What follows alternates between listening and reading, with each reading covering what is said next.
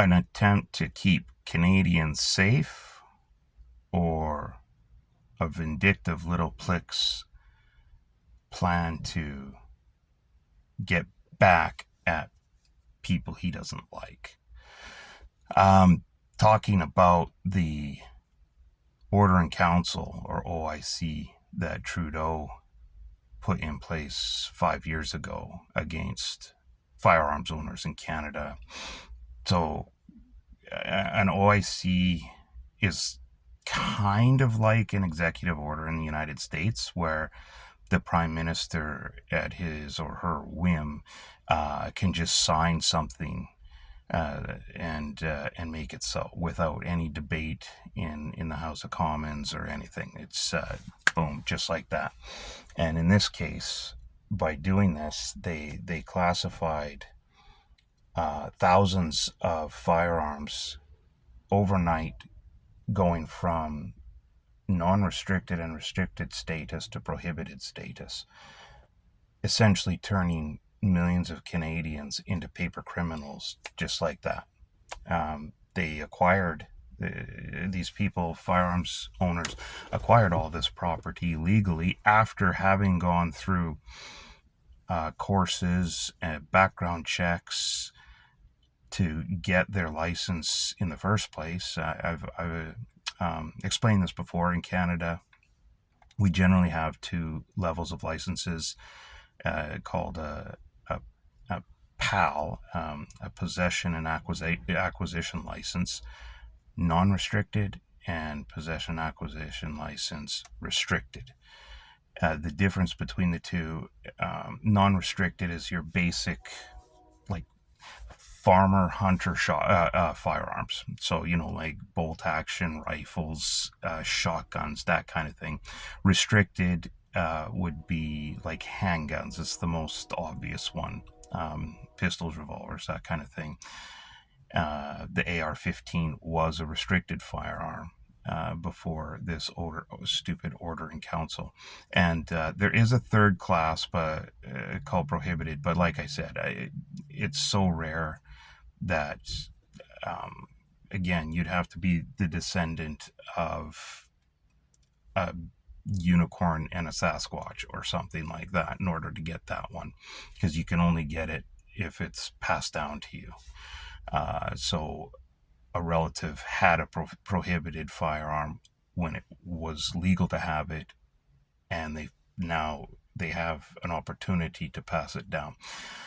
But all of those eventually, there will come a day, and that day will come soon now, sooner than later, where there will be no more prohibited license, because those people will die off, and those firearms, which are mostly antiques and have more value from a historical and sentimental point of view than anything else, will end up being destroyed.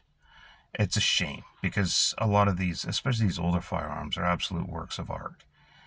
And to just, just destroy them for the sole sake that somebody somewhere is afraid when they look at it, and they get PTSD just from seeing a picture of it. It's asinine. So the federal government just released another list last week, today being March 14th, 2025. They just released another list of about 1,500 more firearms. And this list heavily targeted the M1 Garand and replicas of it. Now, of course, the M1 Garand is a firearm. So how does this list grow to hundreds and hundreds and hundreds of different firearms? Well, it's because anything that basically looks, or even, remotely resembles an M1 Garand is now on the list. And this is where I get confused, because, for example, Chiapa is famous for making replica firearms, and they do a very good job. Chiapa makes very, very high quality firearms, and they make replicas of a lot of the more famous firearms you can think of throughout history at a reasonable price. And a lot of their firearms they chamber in 22 long rifle, and which is, of course, 22 being 22 thousandths of an inch. So we're not talking like heavy duty cartridges here. These are a lot of us. This was our first real firearm after we had a pellet gun, like a 177 pellet gun or something like that. Our next real firearm, was a 22. That's a pretty standard progression, and then you go on from there. I still have, well, can't use them much anymore these days, but I still have a number of 22s that I use to practice because the ammo was so cheap. I could buy like a case of 5,000 rounds of 22 long for about the same price as what it cost, or less as what it cost for half a case of like say 9mm or something. So I can shoot 22 pistol all day long, and it's not going to hit me that hard in the pocketbook. Now, was any of this necessary? Well, no, of course not. Trudeau has been chomping at the bit ever since he was elected in 2015 to get the scary, infamous AR-15 platform out of the hands of Canadians permanently, once and for all.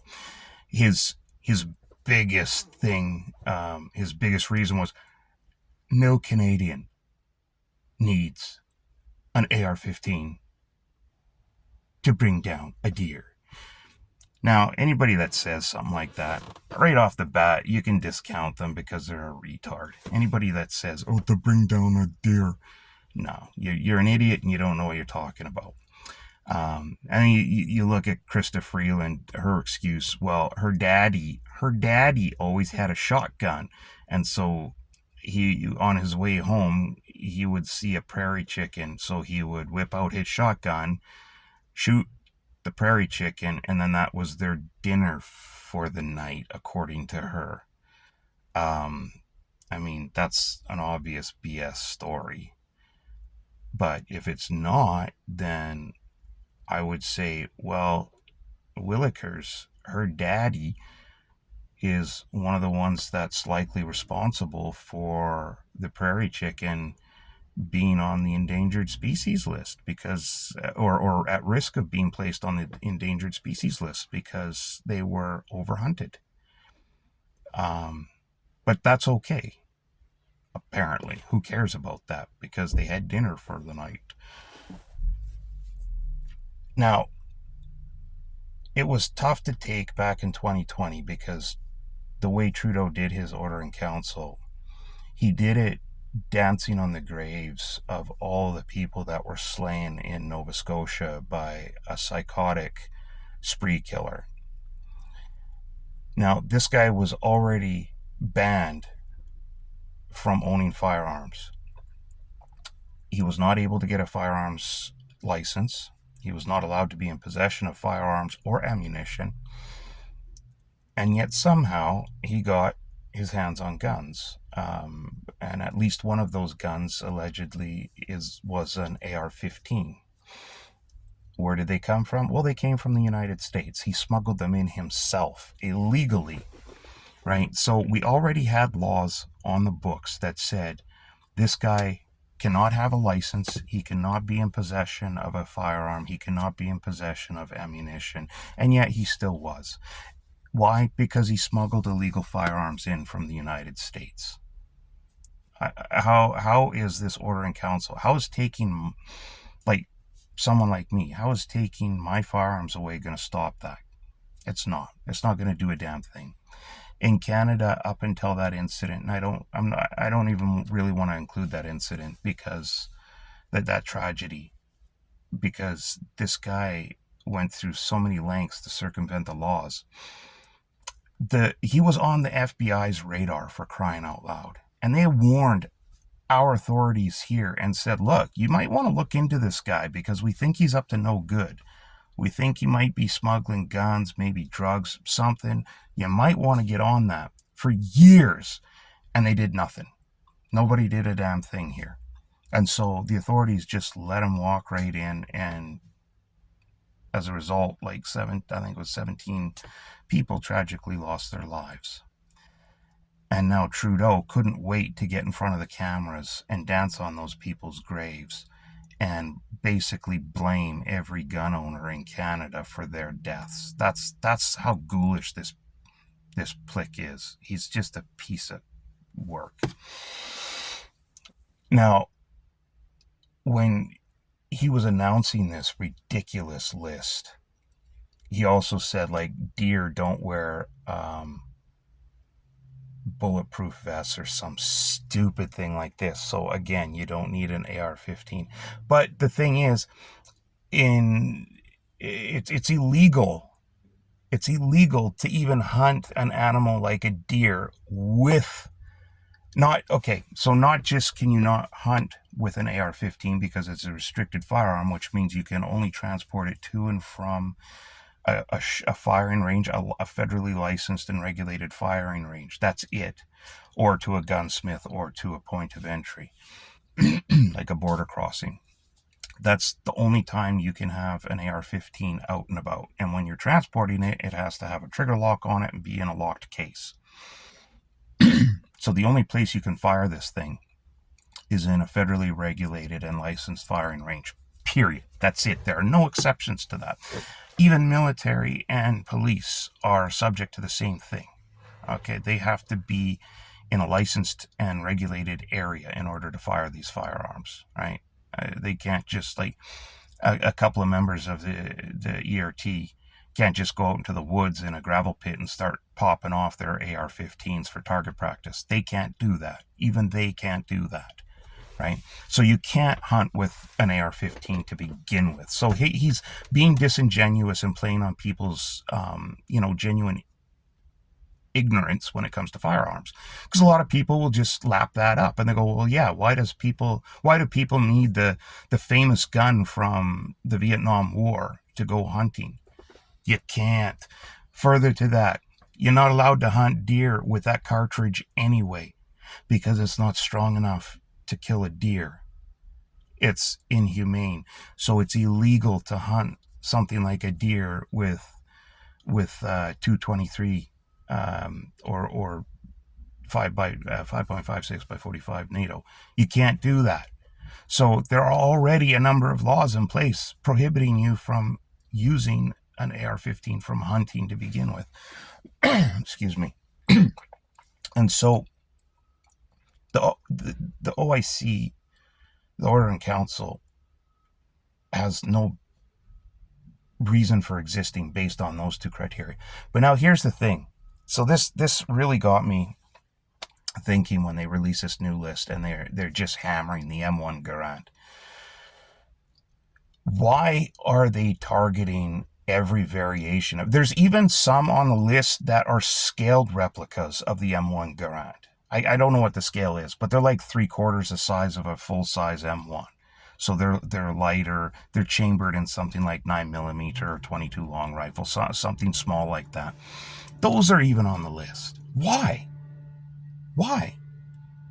Their excuse being, it's their new buzzwords. These are semi-automatic firearms capable of sustained rapid fire. So somebody out there's got to be much smarter than I am. Please explain to me what that means in legal terms. Sustained rapid fire. These are semi-automatic firearms. What the hell is sustained rapid fire? Now, the mechanical mechanism of every single semi-automatic firearm is exactly the same. One trigger pull, one bullet comes out of the gun. Release, it resets, automatically puts a new cartridge, brings up a new cartridge, pushes it in, and pull the trigger, boom, bullet comes out the end. Now, in general, you say as fast as you can pull the trigger, that's how fast bullets will come out of the gun. But that's even not entirely always true, because it really depends on the firearm itself and the speed of the how fast the bull carrier group cycles, or the slide, whatever the case may be. So on a bigger, heavier gun, like say if you have a 50 caliber, like the what was it, the GM6 Lynx, I think it was, with a reciprocating barrel, chambered in Browning 50 caliber. If you or just 50 cal, anyway, that you go in rapid pull the trigger on that thing, it takes a while because the barrel's reciprocating. These are big cartridges, everything. You rapid fire, you probably can pull the trigger faster than that firearm can cycle. But even if you can't, you try to rapid fire something that heavy, your shots are going to be all over the damn place and not effective. Now, go to the other extreme. Go to like a 22 long, whether it's a pistol or a rifle or something. You can really rapid fire those. You can even like bump fire them. You kind of loop your depending. There's a few different ways of doing it, but one of the more popular ones is just kind of loop your thumb into your belt loop and kind of loosely keep your finger trigger solid and move the firearm forward into your trigger finger, and then the cycling of the cartridge going in with the semi-automatic action just kind of bounces back and forth, bumps against your finger, and you get a pretty rapid fire out of that. That's something you couldn't do with that big 50 with the Lynx. So there is a variation in how fast you can get bullets out of a gun with a semi-automatic, depending on the firearm, the platform, the mechanism, and everything. However,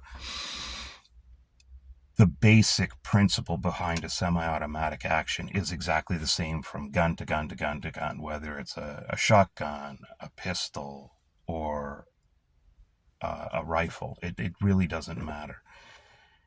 So when they say sustained rapid fire, I don't know what that means. What is rapid fire? Is rapid fire 5 rounds a minute, 50 rounds a minute, 5,000 rounds a minute? What's sustained? 10 seconds, 5 seconds, 12 minutes? Who knows, right? If I mag dump my AR-15 a few times, the barrel gets so bloody hot that you can almost see it glowing, right? Like it's steaming hot.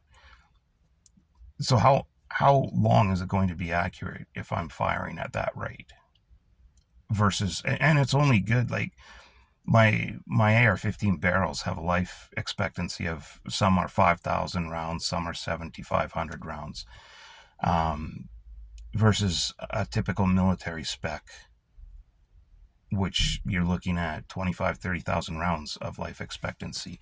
And because they are fully automatic firearms, the barrels are much, much heavier. And so they can actually withstand sustained rapid fire, being automatic fire, right?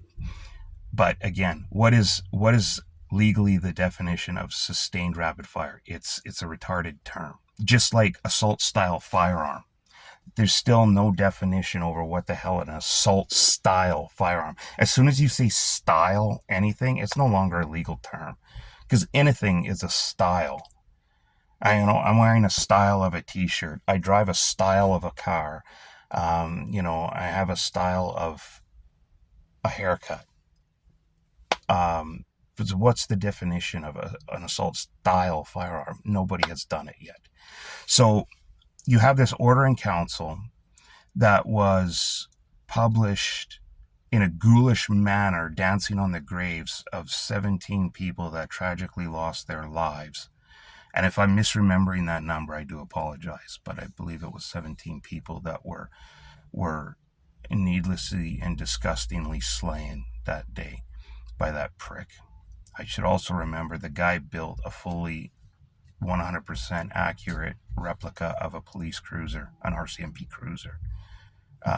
He had a guy make up the decals for him and everything. He had a light bar. It looked exactly like a police cruiser.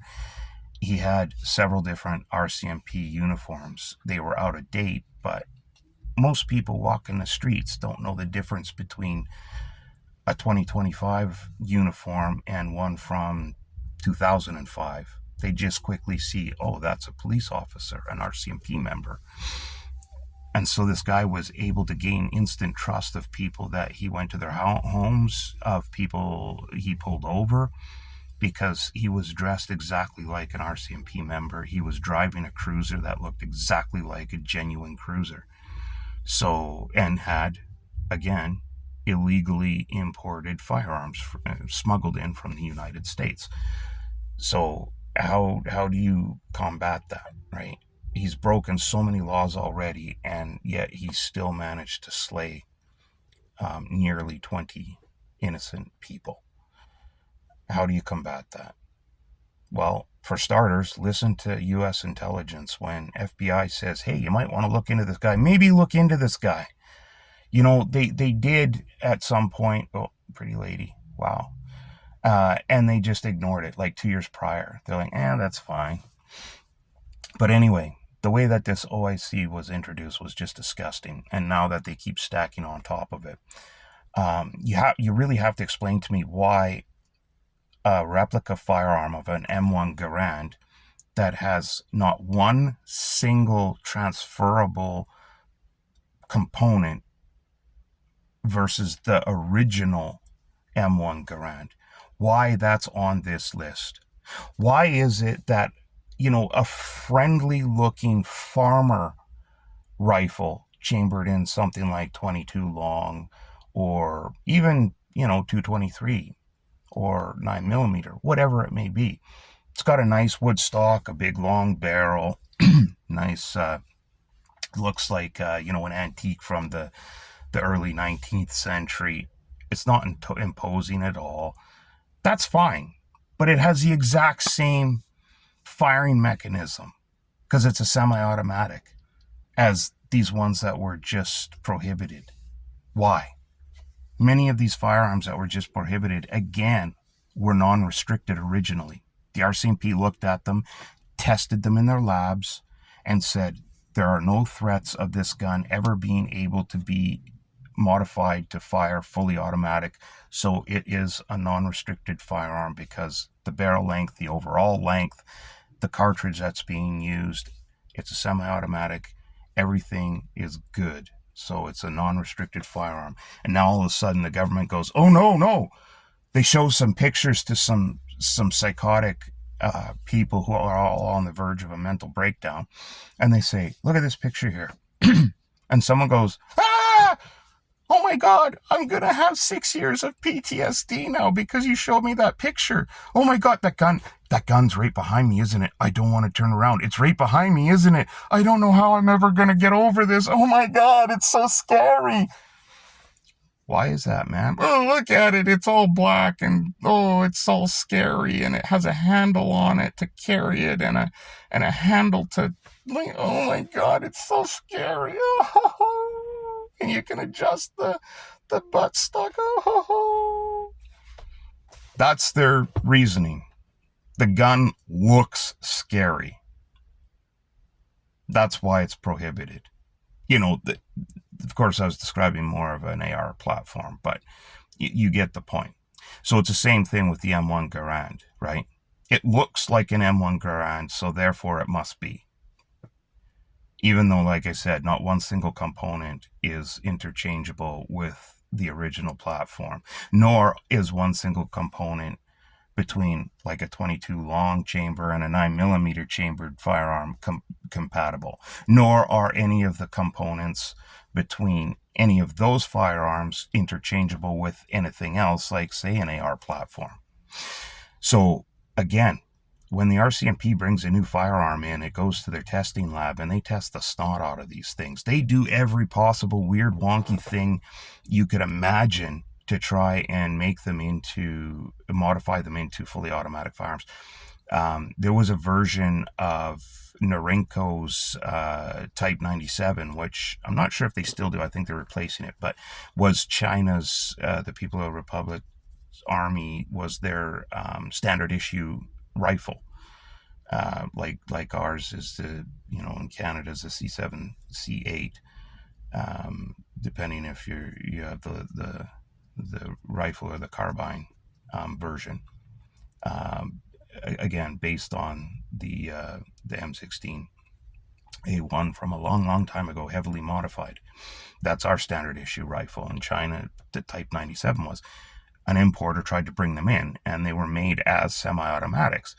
They went to the RCMP lab and they seized the whole lot because after thorough testing, they found that with a simple popsicle stick, they could actually modify the firearm and kind of create an automatic sear to turn that rifle into a fully automatic firearm now.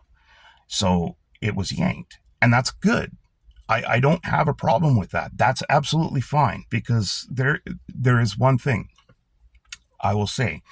There honestly is no place for a fully automatic firearm in the hands of a civilian.